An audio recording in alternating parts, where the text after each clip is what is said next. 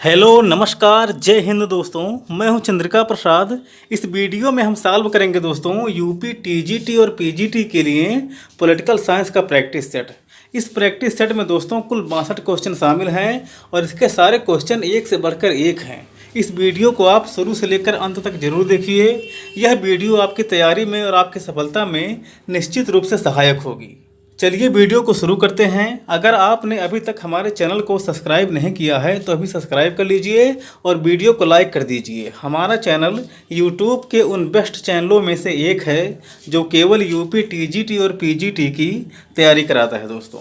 इस practice set का पहला क्वेश्चन है, भारतीय संविधान के भाग 3 में दिए गए मूल अधिकारों के विषय में एक महत्वपूर्ण तथ्य यह है कि संसद उनमें समानतः संशोधन नहीं कर सकती है। ऑप्शन नंबर पहला ही इसका सही उत्तर है दोस्तों।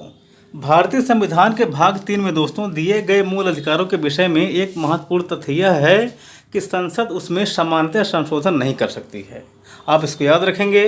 फिर अगला है, निम्नलिखित मौलिक अधिकारों में से किसे आपातकाल में भी निलंबित नहीं किया जा सकता है।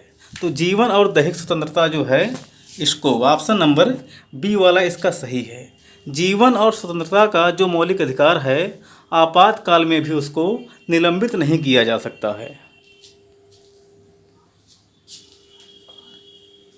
फिर अगला क्वेश्चन है, स्वतंत्रता और समानता एक दूसरे के विरोधी हैं, यह मत किसका है। तो लॉर्ड एक्टन का यह मत है। यह कथन दोस्तों बहुत ही महत्वपूर्ण है, बार बार परीक्षाओं में आता रहता है, तो आप इसको याद रखेंगे। फिर अगला है, समानता की उत्कृष्ट अभिलाषा ने स्वतंत्रता की आशा को व्यर्थ बना दिया है, यह कथन किसका है। तो यह भी लॉर्ड एक्टन का है। ऑप्शन नंबर पहला इसका सही है। फिर अगला क्वेश्चन है, संविधान राज्य के कार्य तथा नागरिकों के अधिकार निश्चित करता है, यह कथन किसका है। तो यह अरस्तू का कथन है दोस्तों। ऑप्शन नंबर पहला इसका सही है। इस वीडियो में दोस्तों बहुत ही महत्वपूर्ण क्वेश्चन रखे गए हैं, इसलिए इस वीडियो को आप शुरू से लेकर अंत तक जरूर देखिए। फिर अगला है, समाज में समानता का निहितार्थ किसका अभाव है। तो विशेषाधिकारों का अभाव है दोस्तों। ऑप्शन नंबर बी वाला इसका सही है। समाज में दोस्तों समानता का निहितार्थ है विशेषाधिकारों का अभाव। फिर अगला क्वेश्चन है दोस्तों, अध्यक्षात्मक शासन प्रणाली का मुख्य दोष क्या है। तो विधायिका और कार्यपालिका के बीच तालमेल का अभाव दोस्तों, यह है अध्यक्षात्मक शासन प्रणाली का मुख्य दोष। ऑप्शन नंबर पहला ही इसका सही उत्तर है।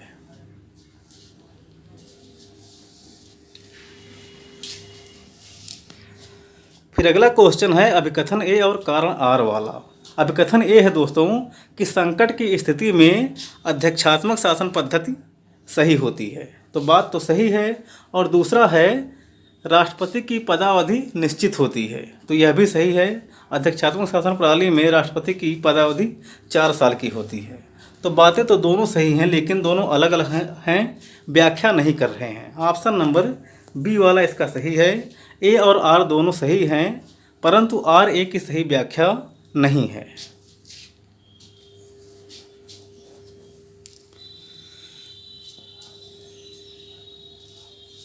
फिर अगला क्वेश्चन है, निम्नलिखित में से राज्यपाल के प्रति मुख्यमंत्री का कर्तव्य इनमें से कौन नहीं है।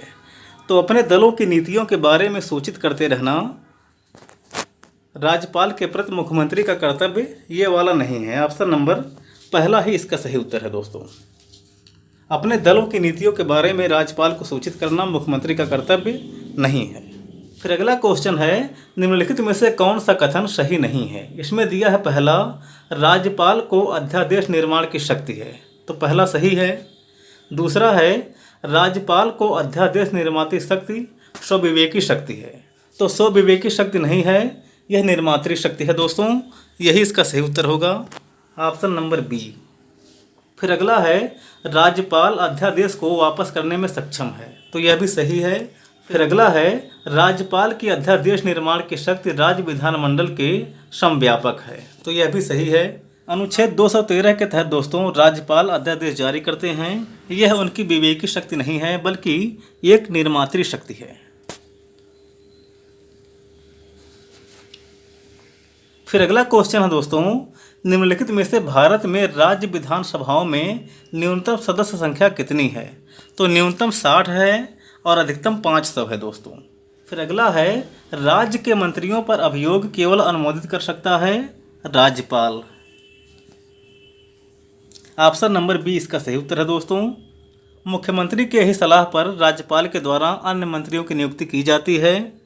मंत्रिपरिषद में विभागों का वितरण करना, मंत्रिमंडल की बैठकों की अध्यक्षता करना, ये सभी कार्य मुख्यमंत्री में निहित होते हैं, किंतु राज्य के मंत्रियों पर अभियोग केवल राज्यपाल के अनुमोदन से ही हो सकता है। तो ऑप्शन नंबर बी इसका सही है, आप इसको याद रखेंगे।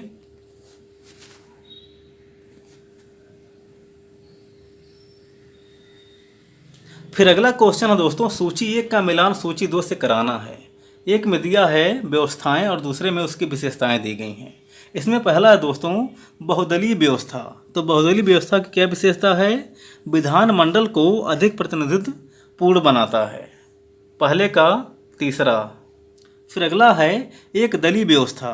इसकी क्या विशेषता है? प्रजातांत्रिक सिद्धांत के प्रतिकूल है ये। फिर अगला है द्विदलीय व्यवस्था। इसकी क्या विशेषता है? चयन की स्वतंत्रता को परिसीमित करती है ये। फिर अगला है एक दलीय प्रधान व्यवस्था। इसका क्या आवश्यक गुण है? प्रजातांत्रिक सुस्थिरता प्रदान करती है ये। तो इसका सुमेलन आप इस प्रकार से कर सकते हैं। ऑप्शन नंबर पहला ही इसका सही है। ए का तीसरा, बी का पहला, सी का दूसरा और डी का चौथा। फिर अगला क्वेश्चन है, सामाजिक लोकतांत्रिक राज्य मुख्य रूप से एक हस्तक्षेपी राज्य है। किसके लिए? सामाजिक न्याय पर आधारित सामाजिक पुनर्निर्माण के लिए दोस्तों। ऑप्शन नंबर पहला इसका सही है। सामाजिक लोकतांत्रिक राज्य मुख्य रूप से एक हस्तक्षेपी राज्य है, सामाजिक न्याय पर आधारित सामाजिक पुनर्निर्माण के लिए। फिर अगला क्वेश्चन है, निम्नलिखित में से किसको कानून के समादेश सिद्धांत का उन्नायक माना जाता है? तो जॉन ऑस्टिन को माना जाता है कानून के समादेश सिद्धांत का उन्नायक, जॉन ऑस्टिन।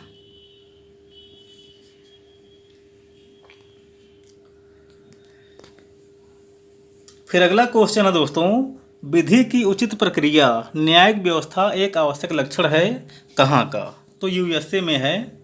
ऑप्शन नंबर सी वाला इसका सही है। विधि की उचित प्रक्रिया यूएसए की न्यायिक व्यवस्था का एक आवश्यक लक्षण है। फिर अगला है, वितरण न्याय के सिद्धांत का प्रतिपादन सर्वप्रथम किसने किया था? तो वितरण न्याय के सिद्धांत का प्रतिपादन सर्वप्रथम अरस्तु ने किया था। ऑप्शन नंबर पहला इसका सही है। फिर अगला क्वेश्चन है, यदि न्याय व्यवस्था ना हो तो राज्य लुटेरों की टोली बन जाता है। निम्नलिखित में से किसने यह विचार व्यक्त किया था? तो संत ऑगस्टाइन ने इस विचार को व्यक्त किया था दोस्तों। ऑप्शन नंबर सी वाला इसका सही है, सेंट यानी कि संत ऑगस्टाइन। फिर अगला क्वेश्चन है, इतिहास का राजनीति के बिना फल नहीं तथा राजनीति विज्ञान का इतिहास के बिना जड़ नहीं। उपर्युक्त कथन किसके द्वारा कहा गया है? ऑप्शन में दिया है गार्डनर, बलंसली, शीले और पॉल जेनेट। तो इसका सही उत्तर क्या है? शीले इसका सही उत्तर है दोस्तों। Option number C. फिर अगला क्वेश्चन है, राजनीति विज्ञान के अंतर्गत राज्य तथा सरकार का अध्ययन किया जाता है। राज्य तथा सरकार का राजनीति विज्ञान की यह परिभाषा किस विचारक के द्वारा दी गई है? तो यह विचार दोस्तों गिलक्राइस्ट के द्वारा दी गई है। ऑप्शन नंबर सी वाला इसका सही है। गिलक्राइस्ट का यह कथन है बहुत ही महत्वपूर्ण है। राजनीति विज्ञान के पहले अध्याय में इसको आप पा जाएंगे। फिर अगला क्वेश्चन है दोस्तों, सूची 1 का मिलान सूची 2 से कराना है। सूची 1 में विचारकों का नाम दिया है और सूची 2 में दी गई हैं उनके द्वारा लिखी गई पुस्तकें जिनसे मैच कराना है। इसमें पहला है दोस्तों वाल्टर यानी कि वाल्टर बेजहार्ट। इनकी कौन सी पुस्तक है? द इंग्लिश कॉन्स्टिट्यूशन इनकी पुस्तक है दोस्तों। पहले का हो जाएगा तीसरा। वाल्टर बेजहार्ट की पुस्तक है द इंग्लिश कॉन्स्टिट्यूशन। फिर अगला है आइवर यानी कि आइवर जेनिंग्स। इनकी पुस्तक का नाम क्या है? Party politics. फिर अगला है केसी हुइयर। केसी हुइयर की पुस्तक का नाम क्या है? फिर अगला है W.S. लिविंगस्टोन। इनकी पुस्तक का क्या नाम है?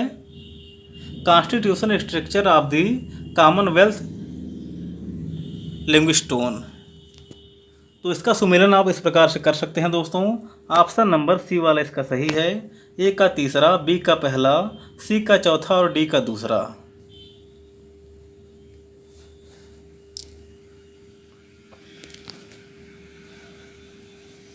फिर अगला क्वेश्चन है दोस्तों, परंपरागत राजनीति विज्ञान का निम्नलिखित में से कौन सा लक्षण नहीं है? तो तथ्यों के अध्ययन पर बल देना ये परंपरागत राजनीति विज्ञान का लक्षण नहीं है, बल्कि आधुनिक व्यवहारवादी राजनीति विज्ञान का लक्षण है, तथ्यों के अध्ययन पर बल। फिर अगला है, लोकसभा का कार्यकाल कितने साल का होता है? तो लोकसभा का कार्यकाल 5 साल का होता है। फिर अगला है, भारत में सबसे उच्च और अंतिम न्यायिक अदालत कौन सी है? तो उच्चतम न्यायालय है दोस्तों। उच्चतम न्यायालय भारत की सबसे उच्च और अंतिम न्यायिक अदालत है। ब्रिटिश सरकार के दौरान लंदन में स्थित प्रिवी काउंसिल भारत के लिए सबसे उच्च और अंतिम न्यायिक अदालत रहा करती थी।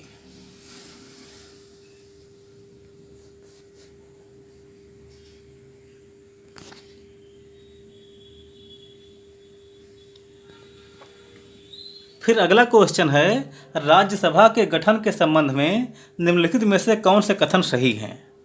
इसमें पहला है, राज्यसभा में 238 से अनधिक सदस्य राज्यों तथा संघ राज्य क्षेत्रों का प्रतिनिधित्व करते हैं। तो पहला इसका सही है। राज्यसभा में दोस्तों 238 से अधिक सदस्य राज्यों और संघ शासित क्षेत्रों का प्रतिनिधित्व नहीं कर सकते हैं, उससे कम ही करते हैं। बाकी राष्ट्रपति के द्वारा मनोनीत किए जाते हैं। फिर अगला है, राज्यसभा में पांडुचेरी के प्रतिनिधि निर्वाचित होते हैं। तो यह भी सही है। पांडुचेरी में प्रतिनिधि राज्यसभा के लिए निर्वाचित किए जाते हैं। फिर अगला है, संविधान की तीसरी अनुसूची राज्यसभा में राज्यों के सीटों के आवंटन से संबंधित है। तो क्या यह सही है? यह गलत है दोस्तों। संविधान की चौथी अनुसूची राज्यसभा में राज्यों के सीटों के आवंटन से संबंधित है, ना कि तीसरी, तो इसलिए यह गलत है। फिर अगला है, संविधान की चौथी अनुसूची राज्यसभा में राज्यों को सीटों के आवंटन से संबंधित है, तो यह सही है। तो केवल तीसरा इसमें नहीं रहेगा दोस्तों। ऑप्शन नंबर डी वाला इसका सही है, पहला, दूसरा और चौथा।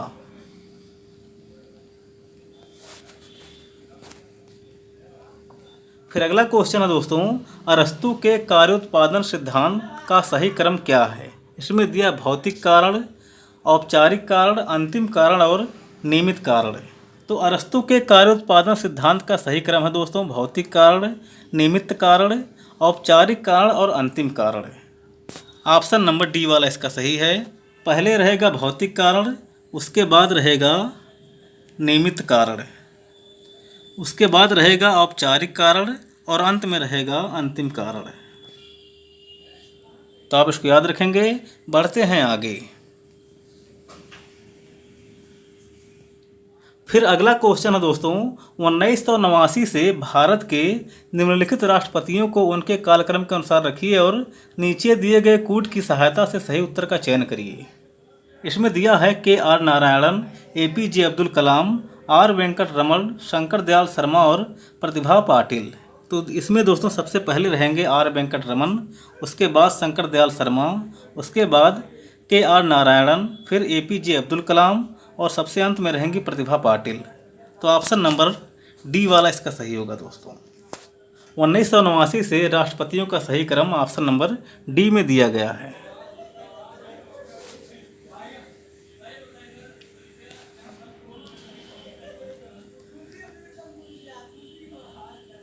फिर अगला क्वेश्चन है, भारतीय संविधान का कौन सा अनुच्छेद संसद को इस बात के लिए समर्थ बनाता है कि वह राष्ट्रपति एवं उपराष्ट्रपति के पदों का मृत्यु, त्यागपत्र, हटाए जाने या अन्यथा के कारण रिक्त हो जाने पर आकस्मिकता के लिए प्रावधान करे?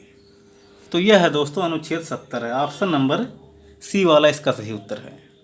अनुच्छेद 70 के अंतर्गत संसद ऐसा कर सकता है। फिर अगला है, निम्नलिखित में से किसने स्वतंत्रता प्राप्ति के बाद के वर्षों में भारत में प्रचलित दल व्यवस्था के लिए एक दल प्रधान व्यवस्था का प्रयोग पहल किया था? तो मॉरिस जोन्स ने किया था दोस्तों। ऑप्शन नंबर डी वाला इसका सही है।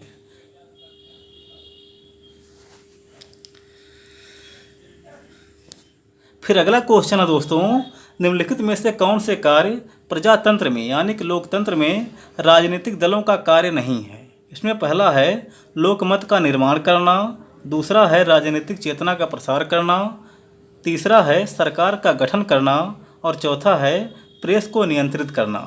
तो इसका सही उत्तर क्या होगा? ऑप्शन नंबर डी वाला इसका सही है दोस्तों। प्रेस को नियंत्रित करके रखना लोकतंत्र में राजनीतिक दलों का काम नहीं है, क्योंकि प्रेस स्वतंत्र मीडिया है, स्वतंत्र होते हैं। फिर अगला क्वेश्चन है दोस्तों, लोकसभा के स्पीकर यानी कि अध्यक्ष को अपना त्यागपत्र किसको संबोधित करना होता है। तो लोकसभा के अध्यक्ष उपाध्यक्ष को और उपाध्यक्ष अध्यक्ष को अपना त्यागपत्र संबोधित कर सकते हैं। ऑप्शन नंबर बी वाला इसका सही है। लोकसभा का उपसभापति या उपाध्यक्ष लोकसभा के स्पीकर उपाध्यक्ष को अपना त्यागपत्र संबोधित करके दे सकते हैं। फिर अगला क्वेश्चन है दोस्तों, अमेरिकी सिद्धांत का कौन सा अनुच्छेद राष्ट्रपति के कार्यालय से जुड़ा हुआ है। तो यह है दोस्तों अनुच्छेद नंबर 2। अमेरिकी संविधान का दोस्तों अनुच्छेद 2 राष्ट्रपति के कार्यालय के साथ जुड़ा हुआ है। फिर अगला क्वेश्चन है, भारतीय संविधान का कौन सा अनुच्छेद संसद के प्रत्येक सदन को अपनी प्रक्रिया और कार्य व्यवहार के संचालन को विनियमित करने के लिए नियम बनाने का अधिकार देता है। तो यह है दोस्तों अनुच्छेद 118 है। संविधान का अनुच्छेद 118 दोस्तों संसद के प्रत्येक सदन को अपनी प्रक्रिया और कार्य व्यवहार के संचालन को विनियमित करने और नियम बनाने का अधिकार देता है। फिर अगला क्वेश्चन है, किस संस्था को हाउस ऑफ एल्डर्स के रूप में संदर्भित किया जाता है। तो राज्यसभा को किया जाता है दोस्तों। एल्डर मतलब बड़े लोगों का सदन, बड़े लोगों का सदन राज्यसभा को कहा जाता है। फिर अगला क्वेश्चन है दोस्तों, दिए गए विकल्पों में से किस आधार पर न्यायपालिका द्वारा उत्प्रेषण याचिका जारी की जा सकती है। उत्प्रेषण इसमें दिया है पहला क्षेत्राधिकार की कमी, दूसरा है सुने जाने का अधिकार, तीसरा है क्षेत्राधिकार की अधिकता और चौथा है विधि की गलती। तो इसका क्या सही होगा? उत्प्रेषण याचिका जारी किया जा सकता है दोस्तों क्षेत्राधिकार की कमी और क्षेत्राधिकार की अधिकता इस आधार पर। तो पहला और तीसरा इसका सही है। ऑप्शन नंबर डी वाला इसका सही होगा, पहला और तीसरा। फिर अगला है, प्रधानमंत्री एवं उप प्रधानमंत्री सहित कुल मंत्रियों की संख्या कितने से अधिक नहीं हो सकती है। तो 15% से अधिक नहीं हो सकती है दोस्तों। ऑप्शन नंबर सी वाला इसका सही है।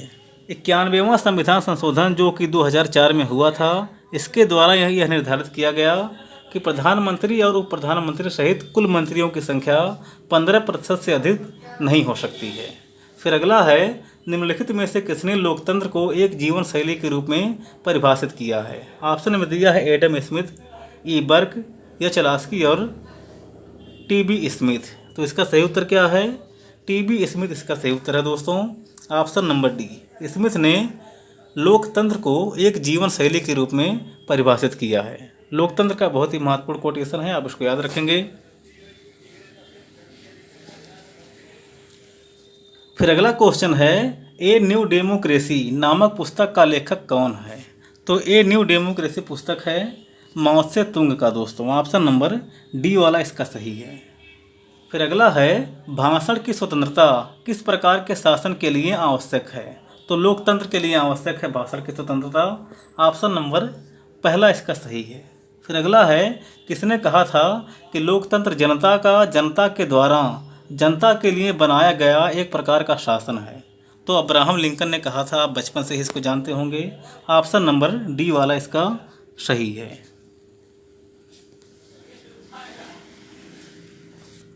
फिर अगला क्वेश्चन है दोस्तों, प्लेटो को राज्य के आदर्शवादी सिद्धांत का जनक कहा जाता है क्योंकि उसने अपने सिद्धांत को अच्छे विचार पर आधारित किया था। ऑप्शन नंबर डी वाला इसका सही है। उसने अपने सिद्धांत को अच्छे विचार पर आधारित किया था, इसी वजह से उसके राज्य को आदर्शवादी सिद्धांत का जनक कहा जाता है प्लेटो को।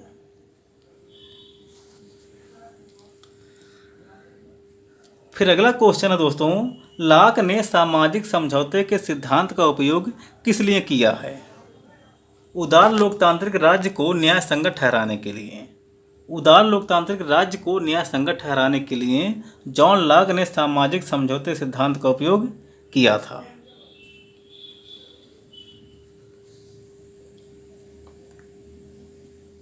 फिर अगला क्वेश्चन है, वर्ष 1946 की अंतरिम सरकार के विषय में निम्नलिखित में से कौन सा कथन सत्य नहीं है? इसमें पहला है, जवाहरलाल नेहरू प्रधानमंत्री या कार्यकारी परिषद के अध्यक्ष थे। तो पहला ही इसका गलत है दोस्तों। वर्ष 1946 की अंतरिम सरकार में दोस्तों पंडित जवाहरलाल नेहरू कार्यकारी परिषद के उपाध्यक्ष थे। और अध्यक्ष कौन थे? अध्यक्ष थे लॉर्ड माउंटबेटन। तो आप इसको याद रखेंगे। फिर अगला है, जॉन लॉक के राजनीतिक दर्शन का सही क्रम चुनिए।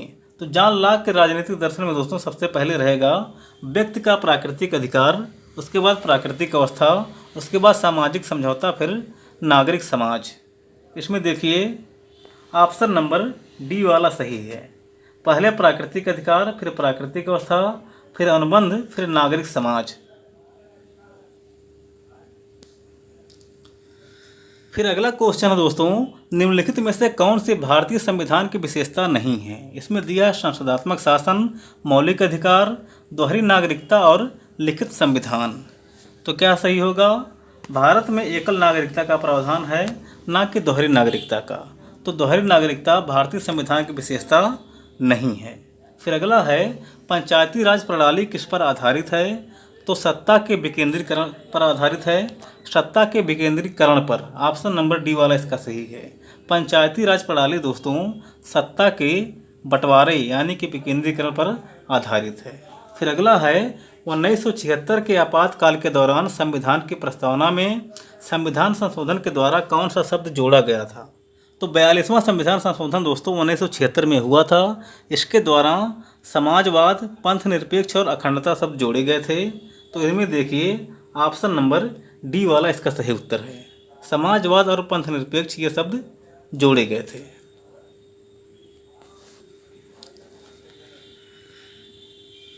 फिर अगला क्वेश्चन है, प्राचीन यूनानी राजदर्शन का मुख्य विचार क्या है? इसमें दिया है सामाजिक समानता, व्यक्ति की स्वतंत्रता, उत्तम जीवन और राज्य संप्रभुता।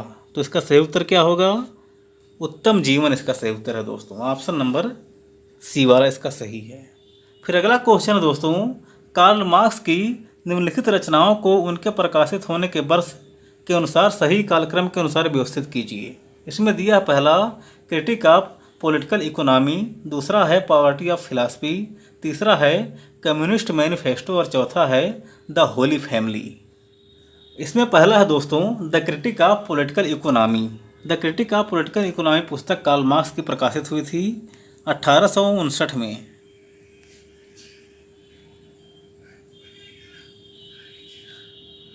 फिर अगला है the poverty of philosophy. The poverty of philosophy हुई थी 1847 में प्रकाशित।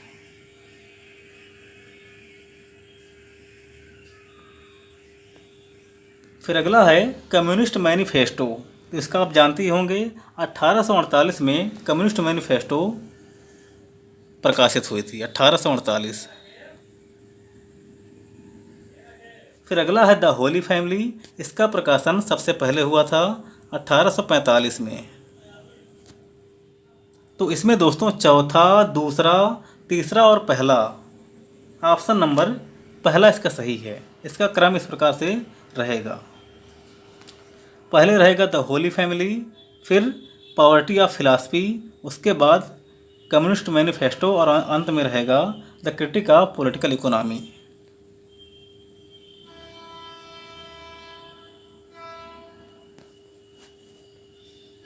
फिर अगला क्वेश्चन है दोस्तों, कौटिल्य के अनुसार निम्न में से कौन सा कथन सत्य नहीं है? इसमें पहला है वे राजनीतिक अर्थशास्त्र को एक स्वतंत्र विषय बनाने वाले प्रथम व्यक्ति थे। दूसरा है उन्होंने राजनीति के एक ऐसे सिद्धांत का प्रतिपादन किया जो राज्य व्यवस्था के प्रत्यक्ष व्यवहारिक सरोकार से संबंधित था। तीसरा है उन्हें नीतिशास्त्र परंपरा का संस्थापक होने का श्रेय दिया जाता है। और चौथा है पहली बार उन्होंने भारत में एक सुदृढ़ राजनीतिक नियंत्रण की जरूरत पर जोर दिया था। तो बताना है कि इनमें से क्या सही नहीं है। क्या नहीं है? ऑप्शन नंबर सी वाला इसका सही नहीं है दोस्तों। कौटिल्य को दोस्तों नीति शास्त्र परंपरा का संस्थापक होने का श्रेय नहीं दिया जाता है, बाकी सब सही है।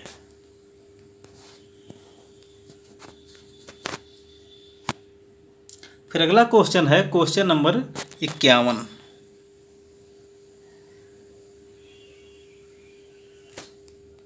स्वराज्य ब्रिटिश संसद का निःशुल्क उपहार नहीं होगा, यह भारत की पूर्ण अभिव्यक्ति की घोषणा होगी। यह किसने कहा था? तो यह कहा था दोस्तों महात्मा गांधी ने। ऑप्शन नंबर सी वाला इसका सही उत्तर है। फिर अगला है भारत के संविधान में मूल कर्तव्य किस संशोधन के द्वारा जोड़ा गया था? तो 42वां संविधान संशोधन के द्वारा जोड़ा गया था। ऑप्शन नंबर डी वाला इसका सही है दोस्तों।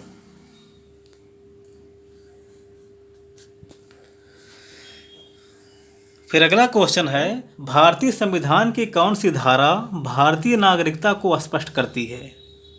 तो अनुच्छेद 5 से लेकर के 11 तक भारतीय नागरिकता के बारे में प्रावधान करते हैं। यह भारतीय संविधान के भाग 2 में निहित है। फिर अगला है भारत के संविधान में प्रथम संशोधन कब किया गया था? तो 1951 में किया गया था पहला संशोधन। ऑप्शन नंबर बी वाला इसका सही है। भारतीय संविधान का पहला संशोधन दोस्तों सन 1951 में हुआ था।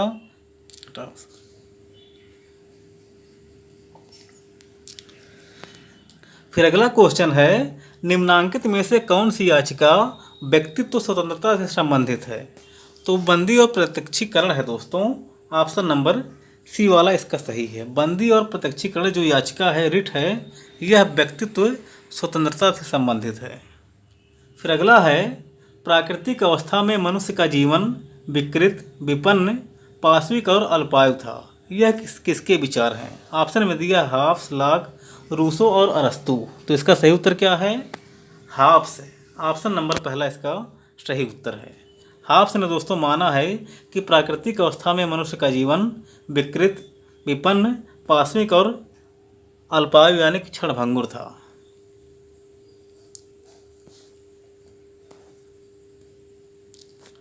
फिर अगला क्वेश्चन है इनमें से कौन सा युग्म सही सुमेलित नहीं है? इसने दिया है पहला हाफ्स लेवियाथन, तो पहला तो सही सुमेलित है। दूसरा है रूसो सोशल कॉन्ट्रैक्ट, यह भी सही सुमेलित है। तीसरा है Karl Marx state and revolution, यही सही सुमेलित नहीं है। स्टेट एंड रेवोल्यूशन पुस्तक दोस्तों लेनिन की है, ना कि कार्ल मार्क्स की। फिर अगला है lock a later on toleration, तो यह भी सही तरह सुमेलित है। ऑप्शन नंबर सी वाला इसका सही उत्तर होगा, क्योंकि यही सही तरह से सुमेलित नहीं है। फिर अगला है आगमनात्मक विधि को अंगीकार किए जाने के विषय में निम्नलिखित में से कौन से 2 विकल्प सही हैं?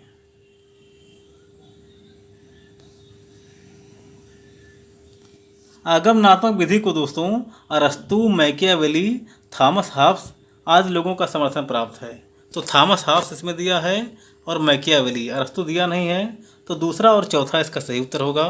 बढ़ते हैं आगे और देखते हैं क्या है। तो दूसरा और चौथा सही होगा दोस्तों। ऑप्शन नंबर डी वाला इसका सही होगा।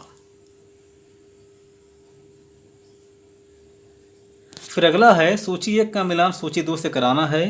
Question number 59।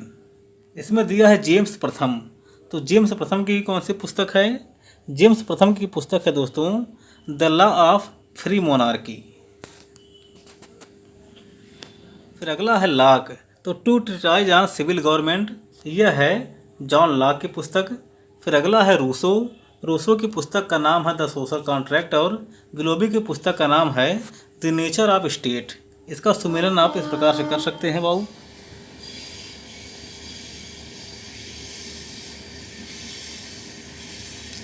फिर अगला क्वेश्चन है क्वेश्चन नंबर 60।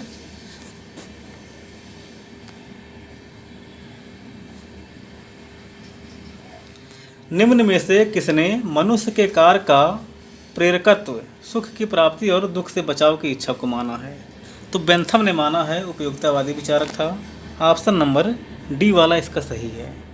बेंथम ने कहा है दोस्तों कि मानव जीवन में 2 स्वामी होते हैं, सुख और दुख। आदमी दुख से बचना चाहता है और सुख को प्राप्त करना चाहता है। फिर अगला है सुभाष चंद्र बोस ने आज़ाद हिंद फौज तथा आज़ाद हिंद सरकार की स्थापना किस स्थान पर किया था? तो सिंगापुर में किया था आज़ाद हिंद फौज और आज़ाद हिंद सरकार की स्थापना सुभाष चंद्र बोस ने सिंगापुर में किया था।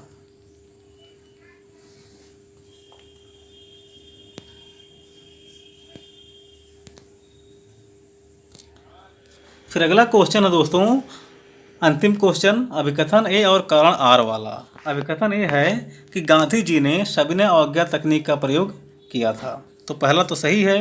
दूसरा है वह अराजकता में विश्वास करते थे। तो दूसरा गलत है। महात्मा गांधी दोस्तों अराजकता में विश्वास नहीं करते थे, बल्कि वे टॉलस्टॉय के समान दार्शनिक अराजकतावादी विचारक थे। तो पहला सही है, दूसरा गलत है। ऑप्शन नंबर सी वाला इसका सही उत्तर है। इसी क्वेश्चन के साथ दोस्तों हमारी यह वीडियो यहीं पर समाप्त होती है। अगली वीडियो में हम और अच्छा करने का प्रयास करेंगे। तो मिलते हैं अगली वीडियो में, तब तक के लिए जय हिंद।